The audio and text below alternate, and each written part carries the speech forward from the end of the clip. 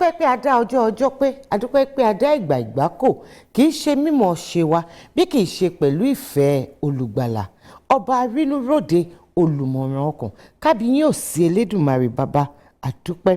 Adédoyin Kúkọ̀yí lórúkọ mi èmi lọmọ olómi méjì ọmọ àtẹ̀kọ̀mọ́lẹ̀ pọ̀kan ìkan mímu ìka ìmọ̀ ọmọ aládé mẹ́rìndínlógún èmi lọmọ àròbí ọmọ àtòrè. Ètò Gbajúmọ̀ òun lètò tí mo mú wá fún yín olólùfẹ́ yín àwọn ni wọ́n wá bá wa lálejò lénìí ẹni tá a ti ń lé ní ọdún tó ti pẹ́ ni ẹ ti kọ̀wé pé ká gbé wọn wá àmọ́ fúndì kan àbí ìkejì àyè yẹn ò ṣí sílẹ̀ àwa dúpẹ́ lọ́dọ̀ Ọlọ́run lénìí wípé àyè yẹn ń kọ́ ó ti ṣí sílẹ̀ wọ́n ti wá bá yín lálejò wọ́n ti wá jẹ́ yín ní hò tálẹ́ni tí mò ń perí gan látẹ̀kan ẹ jẹ́ kálejò mi máa wọlé bọ̀ ká bẹ̀rẹ̀ ètò ní kíákíá.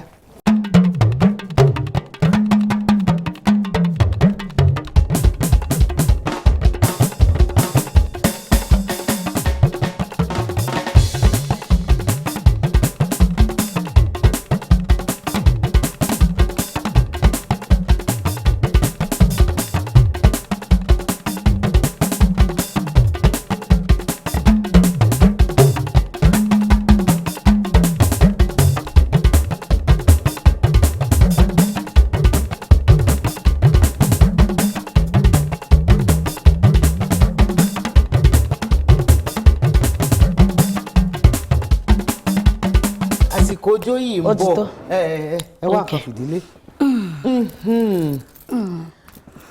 ojú tó rí yín gbó ẹ kú ọjọ́ mẹ́ta ẹ kú ọdún gbọọrọ ẹ kí àwọn olólùfẹ́ yín nílé o. Àwọn bàbá àwọn màmá ẹ̀gbọ́n àbúrò àti gbogbo ọmọ Nàìjà káàkiri orílẹ̀-èdè àti lókè òkun mo kí gbogbo yín ẹ kú déédé àsìkò yìí. ẹ̀dẹ̀kú lé toró tí ẹ ti pẹ́ tán ti kọ̀wé pé kẹ́ ẹ wá sórí ètò àmọ́ adúpẹ́ lọ́dọ̀ Ọlọ́run nǹkan dáadáa náà ni àbí bẹ́ẹ̀ kọ́ Olúwa ṣeun mo fẹ́ kẹ́ ẹ dárúkọ yín fún wa. Orúkọ tèmi ni Janet Olúwatóyọ̀sí ọmọ Ajílóore tí gbogbo ayé ń pè ní Saint Janet Mama Yabis. Mama Yabis. Mama Yabis. Ìyá tí ò rán yàn. Ìyá tí ò rán yàn. Ìyá amúlùdùn. Ìyá amúlùdùn. Ṣé kí n máa pè lọ? Ẹ máa sọ ẹ̀yin lè lè ní. Ọmọ tí ò dẹ́ṣẹ̀ rí. Màmá tí ò dẹ́ṣẹ̀ rí. Aláṣẹ St. Bojo's Cathedral. Ilé aṣúta wá bẹ̀rẹ̀. Ọmọ ìlú wo gan ni Auntie Janet? Ìjẹ̀ṣà ni mí mo dùn apanadà olóbìkọ ọwọ́ ti rí wọ́ olóbìkọ ọwọ́ ti rí wọ́. Ìjẹ̀ṣà lérè. Bẹ́ẹ̀ ni èrè kọ́. Apá abúlé tọ̀dọ̀ yín. Lérè. Ìjẹ̀ṣà ní èrè. Ìjẹ̀ṣà ní èrè. Ìjẹ̀ṣà ní ẹni yẹn. Ní ẹni yẹn. Ṣé àti bàbá àti ìyá ṣáwọn méjèèjì náà wá láti Ìjẹ̀ṣà? Wọ́n sì wá. Ṣé Ìjẹ̀ṣà làwọn méjèèjì ti wá? Ìjẹ̀ṣà làwọn méjèèjì àtọ̀tún àtòsì. Bẹ́ẹ̀ ni. Ibo lẹ ti ṣe kékeré yín àwọn iléèwé wo lẹ lọ? Ibi tí mo ti ṣe kékeré mi pọ̀ nù. Ṣùgbọ́n mo bẹ̀rẹ̀ iléèwé alákọ̀ọ́bẹ̀rẹ̀ ní mo ka ìwé alákọ̀ọ́bẹ̀rẹ̀ mi ní Ifẹ̀ à ń pe school yẹn ní St. John Primary School. Mo kúrò ìgbà tí mo ṣe tán mo lọ sí Onigers High School. So ìgbà tí mo wá dé tí mo dé GS1 so ó wá ní ẹ̀gbọ́n mi kan tó jẹ́ ọlọ́pàá tí ó fẹ́ wọ́n gbé lọ ìgbà yẹn ló ṣe wọṣẹ́ ọlọ́pàá wọ́n gbé lọ sí Ṣàgámù so wọ́n wá mú mi ìyẹn ni mo tún fi di èrò Ṣàgámù High School. Ṣàgámù High School. So ìgbà tí mi tún wá rí ibi tún ṣe tán bẹ́ẹ̀ o ọ̀pọ̀lọpọ̀ àwọn máa ń gbé wọn kiri. Káàkiri bẹ́ẹ̀ ni. mo ṣe wá gbé wọn wá sí Ẹ̀gbá nìyẹn mo ṣe Ẹ̀gbá ni mo ti wá parí secondary school. Iléèwé wo? Wọ́n ń pe ibẹ̀ ní Ìgbórè High School. So kí wọ́n á tún ṣe lọ sí Mapoli kí n lọ kà wọ́n bá tí apá mi ká. Iṣẹ́ orin kíkọ òun la mọ̀ yín mọ́. Bẹ́ẹ̀ni. Báwo ni ìrìn àjò yẹn báwo ló ṣe bẹ̀rẹ̀ fún yín? Ìgbà tí máa bẹ̀rẹ̀ ńgbà yẹn kò ń ṣe pé mo kọ̀ déédéé jálù iṣẹ́ orin mi tí ẹ fọkàn sí rárá pé bóyá mo máa kọrin torí ìgbà tí àwa ní kékeré ta máa lọ sí church oníjàngbọ̀n ni wa nínú ẹgbẹ́ akọrin tó máa ń bẹ́ẹ̀ ṣe ló ní jọ̀gbọ̀n nínú bí yẹn. kan dá wa kúnlẹ̀ tàbí kan ní ká káwọ́ wa sókè nǹkan kan ẹ̀ ó wá dọjọ́ kan wọ́n ṣe ìsọjí kan kò wá sí ẹni tó ń lead orin lé ọ̀rọ̀ yìí Iléṣà ló ti ṣẹlẹ̀ nígbà àwọn kékeré so kò sẹ́ni tó máa lead orin ó ti bóyá wọn ṣàjáde wọn ẹ mọ̀ pé ó máa lọ bí iṣẹ́ so kọ́ndẹ̀ tó dé bóyá time ti lọ ṣá so bí alàgbà chọ́ọ̀chì wa yẹn ṣe ní ìwọ oníjàngbọ̀n kó tiẹ̀ kọ́kọ́ tiẹ̀ wá kọ̀ọ̀kan ká gbọ́ nǹkan tá a máa pẹ̀lú yẹ̀yẹ́ pẹ̀lú torí mo máa ń tijú náà but tí mo bá ti bẹ̀rẹ̀ yẹ̀yẹ́ yẹn ìtìjú yẹn máa ń ka sẹ́gbẹ̀ẹ́ kan bí mo ṣe bẹ̀rẹ̀ sí ní kọrin ìsọjí yẹn ni ó dẹ̀ ń bá lù lọ ìlú dẹ̀ ń lọ pẹ̀lú ẹ̀ àwọn èèyàn dẹ̀ tún wò pé ó má tó dùn ju ẹni tó ń kọ gangan torí ẹ mọ̀ àwa tún máa fi yẹ̀yẹ́ sí nǹkan kan so ìgbà tó tún wá yá mo wá bẹ̀rẹ̀ sí ní bá wọn gbèrin káàkiri mo kọ́kọ́ gbèrin lọ́dọ̀ bọ̀dá kan wọ́n ń pe bọ̀dá yẹn ní Dáre Òjò ó wà ní Kòròdú so ìgbà tó yá mo tún lọ gbèrin lọ́dọ̀ wọ́n ń pe bọ̀dá kan ní Ṣẹ̀gẹ́ Aláwàyè ní Ṣàgámù kí n tó ṣẹ̀ṣẹ̀ wá padà sí ọ̀dọ̀ ọ̀gá mi gangan lọ́sìkẹ̀ǹgẹ́ ọ̀dọ̀ ọ̀gá yín kí ló kọ́ wọn lọ́sìkẹ̀ǹgẹ́ lábẹ́òkúta so ìgbà tí mo ṣáà ń gbèrin à ń ṣe gbá ṣá o so ó wá di ọjọ́ kan so wọ́n á ní pé ṣèbí wọ́n ti ń gbèrin ṣé o lè lọ ṣòfura rẹ̀ nǹkan kan bẹ́ẹ̀ a ṣáà lọ síta àkọ́kọ́ yẹn ṣáà rí bákan ṣe o pé téèyàn bá fẹ́ bẹ̀rẹ̀ nǹkan náà èèyàn ó máa kọ́kọ́ ṣe bákan so àti ẹ̀yìn ọ̀gá mi ṣá ni mo ti ń jáde tí mo ti ń lọ sí ibi eré fúnra mi ṣùgbọ́n ibi tí torí mo pẹ́ ṣe máa béèrè ọ̀rọ̀ yẹn pé bí ni saint ti jáde. bẹ́ẹ̀ni òun náà mọ̀ báà lè ṣe mọ̀ ẹ mọ inú mi ni. mo mọ̀ ẹ hàn pé inú èmi ni mo wà. èmi náà rí bẹ́ẹ̀. so mo dẹ̀ ti mọ àwọn ìbéèrè tí ó máa jáde so èyí tí mo rí nínú ẹ̀mí pé máa béèrè ibẹ̀ ni mo fẹ́ kọjá sí. òyà bó wá ní saint yẹn ti jáde. ọ̀gá mi náà lò fún mi torí mi kì í sọ̀rọ̀ tó máa ti ń bóyá tó máa ń sọ̀rọ̀ tàbí nǹkan mo lè máa sọ̀rọ̀ mo lè máa wò so àwọn èèyàn wá ní àwa lọ sí ìbéèrè kan wá ní ṣé eléyìí lè kọrin báyìí tó ń wò bí ọ̀dẹ̀ yìí tó ń wò pa òbí ẹ̀rùn orí ráìsì lọ́gá mi bá ní ara ẹ filẹ̀ saint ni ìgbà tó bá mú mic lè máa tó mọ nǹkan tó lè ṣe so ibi tí saint yẹn ti jáde wọ́n tẹ̀ tí ń pè mí bẹ́ẹ̀ gan kó tó di pé mo dá eré tèmi sílẹ̀. kí wàá ní orúkọ ẹgbẹ́ yín. Saint Janet and the Saints ni. orúkọ yẹn náà dà gbogbo yín náà lẹ gbogbo yín lẹ saint lóòótọ́. Gbajúmọ̀ lẹ́tọ̀ ètò ní Gbajúmọ̀. àǹtí Saint Janet ẹ kú ìjókòó ẹ kú atótónu abala tá a fẹ́ wọ̀ ní ìsìn tẹ́yìn àtàwọn olólùfẹ́ yín ni o òun là ń pè ní ojú abẹ ṣe rí ní abala ojú abẹ yìí àwọn olólùfẹ́ yín ní àǹfààní láti béèrè àwọn ìbéèrè tó ń rú wọn lójú nípa yín nípa aṣẹ́ tẹ èèyàn láàyò pàápàá ṣé ó yá kémi àti yín sojú abẹ́ ń kó. ó yá. ẹ jẹ́ àṣọ. orúkọ mi ni Dáramọ́lá Yẹmí láti Federal Poly Ọ̀fà mo fẹ́ sọ̀rọ̀ nípa Saint Janet nǹkan rú mi lójú nípa ẹ̀ mo gbọ́ pé ọmọ pásítọ̀ ni but mo fẹ́ mọ reason tó fi ń kọ irú orin tó ń kọ yẹn so kó sọ fáyé àti pé mo fẹ́ mọ̀ bóyá ilé ọkọ ló wà. ó yá àwọn olólùfẹ́ yín nìyẹn dá wọn. gẹ́gẹ́ bẹ́ẹ̀ náà gbogbo ayé náà ló mọ̀ pé ilé ọkọ ni mo wà pé èmi àtọkọ mi àjọ bí ẹni pa àjọ bẹ̀rẹ̀ lóò mo ti ń ṣe ó tó dé so ilé ọkọ ni mo wà. eléyìí tí wọ́n wá béèrè pé kí ni ìdí òun ni mo fẹ́ mẹ́nu lé lẹ́ẹ̀kan tí ẹ fi tá a fi bọ́ sí orí ojú abẹ. Nǹkan tó ṣẹlẹ̀ ni pé ẹni tí mò ń sọ lẹ́ẹ̀kan yẹn a máa lọ ṣàwọn pé téèyàn bá dé chọ́ọ̀chì orin chọ́ọ̀chì ló máa kọ́ ń bẹ̀ téèyàn bá dé mọ́ṣáláṣí ayé ògbó ànábì téèyàn bá dọ́dọ̀ àwọn bàbá wa ẹ̀sìn àbáláyé a máa jọ kiri wo ìyà náà.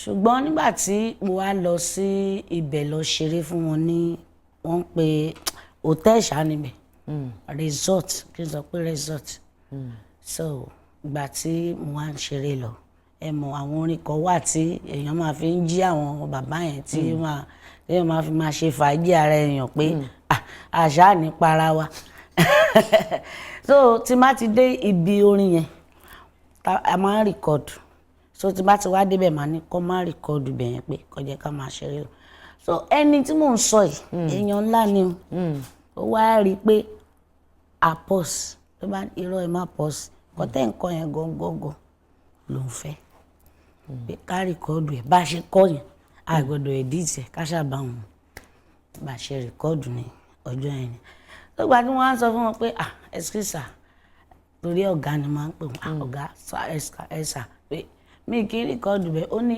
ṣé wọ́n wá dá mi lóhùn lọ́jọ́ yẹn lọ́hùn àwọn fúnra wọn gan wọ́n á ti gbàgbé torí ṣíṣe ti pọ̀ wọ́n wá dá mi lóhùn lọ́jọ́ yẹn lọ́hùn ṣé ìwọ mọ orin tó máa gbé wọ jáde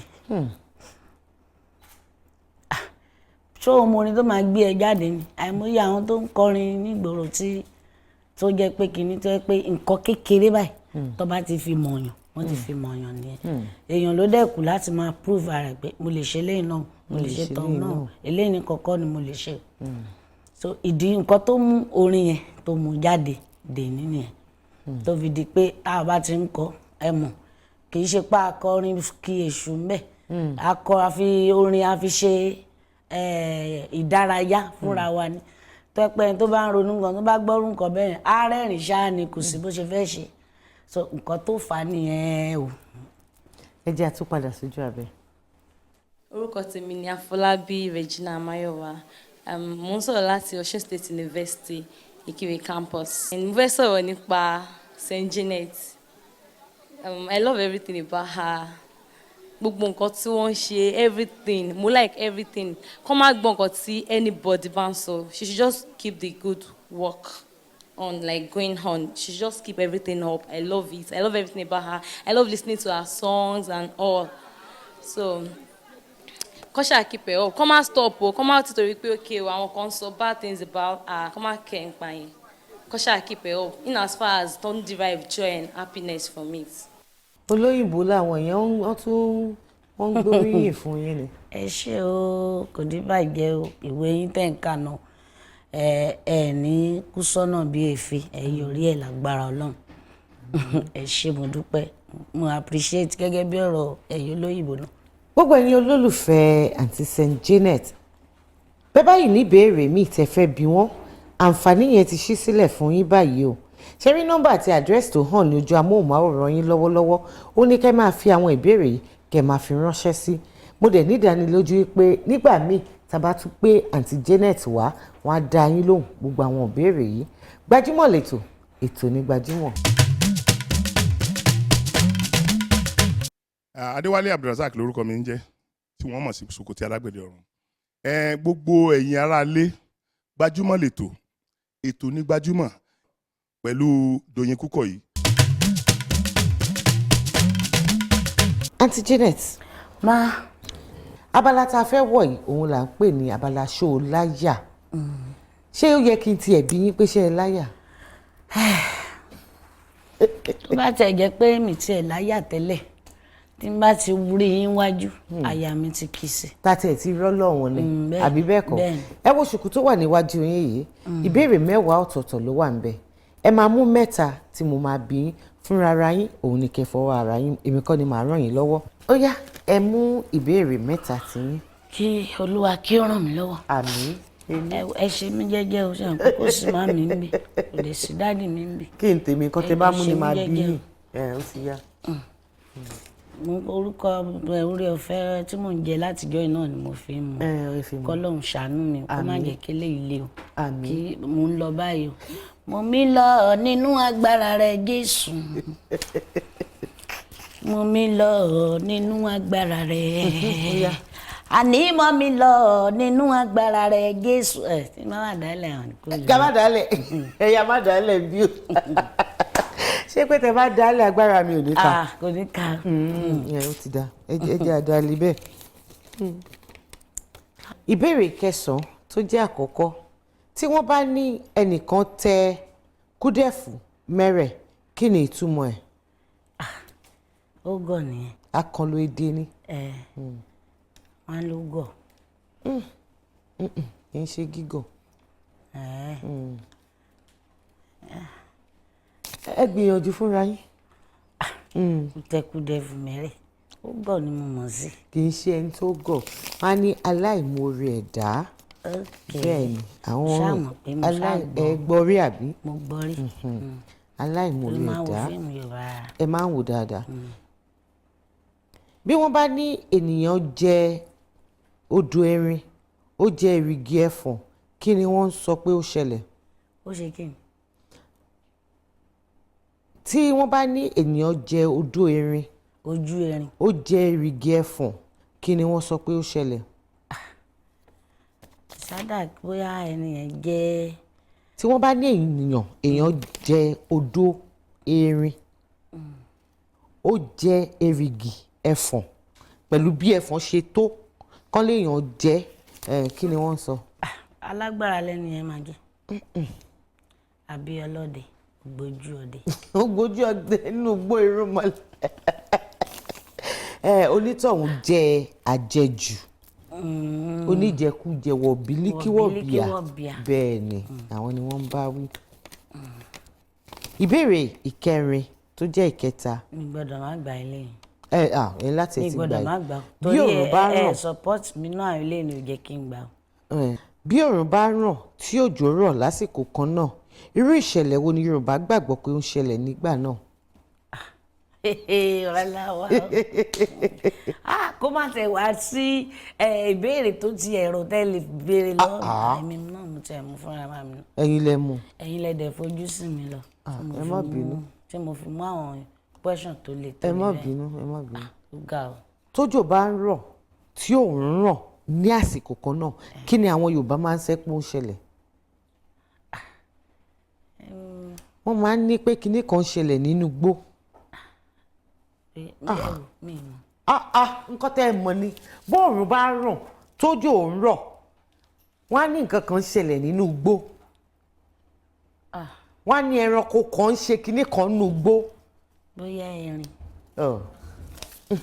wọ́n á ní ẹkùn ń bímọ nínú igbó. èmi ò mọ̀. ẹ mọ̀ èwo lẹ mọ̀. ẹ̀pọ̀ ni lẹ́yìn nǹkan sàn.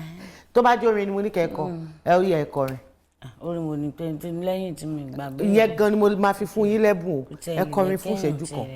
orin tí ó gba ayé mọ̀ mọ́ tán mọ̀ mọ́ jù náà ni màá kọ ni ṣáyé yìí náà ni o àbáyé yìí náà kọ torí pé ká tó dáyé aláyé ṣayé lọ nígbà tá a dáyé àtúbà wọn ṣe tá a bá wá tú aláyé á máa ṣayé lọ ṣáyé yìí náà ni o àbáyé yìí náà kọ ṣàlàlà lílàlàlà àwọn tèmi ti mọ ìdókò. ilẹ̀ máa kún gan. ilẹ̀ máa ṣe kí ni? ilẹ̀ máa kún. fàájì àṣàrí bẹ̀rẹ̀ ní sísísísí tí ó pẹ́ rárá. èmi mọ̀ pé ẹ máa tún padà wá sórí ètò yìí kó tí ẹ̀ dẹ̀ wá ní pẹ́ tó bá ṣe ti ń pè yín tẹ́lẹ̀ àbí bẹ́ẹ̀ kọ́. Saint Janet, àwọn kan jẹ́ kó máa yé mi pé tẹ bá wà lórí ìtàgé tẹ bá ń kọrin ìkòtò gidi nìyí. wọ́n ṣé pé lóòótọ́ ni. máa yà yín lẹ́nu kan tí ò tí ì ṣẹlẹ̀ lórí ètò yìí ó máa ṣẹlẹ̀. bíi kí ni. máa bọ́ bàtà jù ẹ rí. àti ẹ̀tí lálejò tó jẹ́ pé wọ́n bọ́ agbádá jò ni àmọ́ tí ń ṣe bàtà lè fẹ́ bọ́. bàtà máa bọ́ bàtà yẹn. ẹ bá gbóhùn sókè lọ́hùn Saint Janet fẹ́ bọ́ bàtà ó yá ẹ jẹ́ àjò.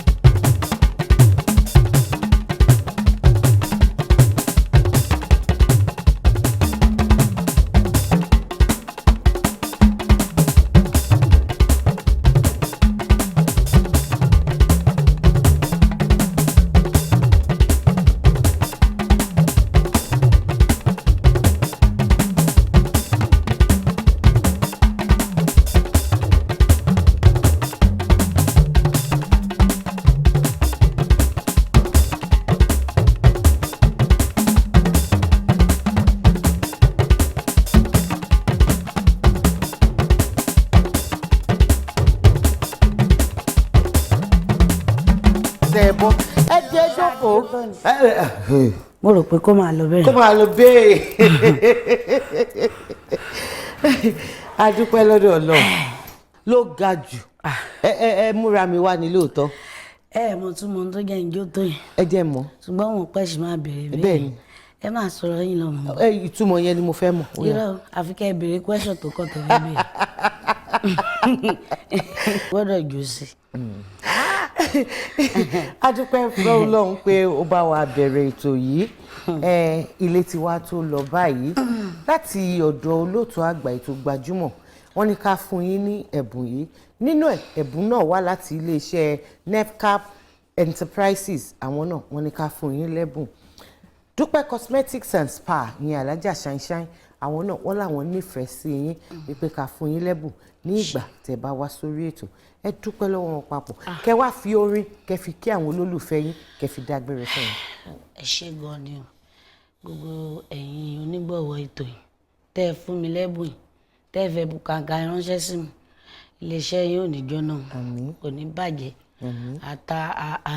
àpamọ́ owó àtàjèrè ọjà iléeṣẹ́ yín ò ní jóná ẹ túbọ̀ máa rí ṣe sí lágbára Ọlọ́run kò dẹ̀ ní bàjẹ́ àti lórí ètò yìí náà ètò yìí ò ní bàjẹ́ o mo máa ń gbádùn ẹ̀ kódà níbi tí mo máa ń wò dé ṣé àwọn pé mi kì í ní time láti jókòó wò màá tún lọ sórí YouTube màá tún lọ wò níwájú Ọlọ́run àtẹ̀yàn ọba tá a gbọ́dọ̀ forúkọ ẹ̀jẹ̀ ìrọ̀ onígẹta yìí láago 3 òru ṣaago 4 ìdájí orí YouTube ni mo wà tí mo wo gbogbo àwọn tí ẹ ti gbé wá lóríṣiríṣi. ẹyẹ lólùfẹ́ ètò Gbajúmọ̀ ilé ti tó lọ báyìí Adédoyin Kúkọ̀yí ń fi àsìkò yìí dágbére pé ayọ̀ ìdùnnú àti àlàáfíà tí mo fẹ́ fi yín sílẹ̀ ní òun náà ni màá tún bá yín kó tó wá di ọjọ́ mi ọjọ́ rẹ̀ ńkọ́ láyọ̀.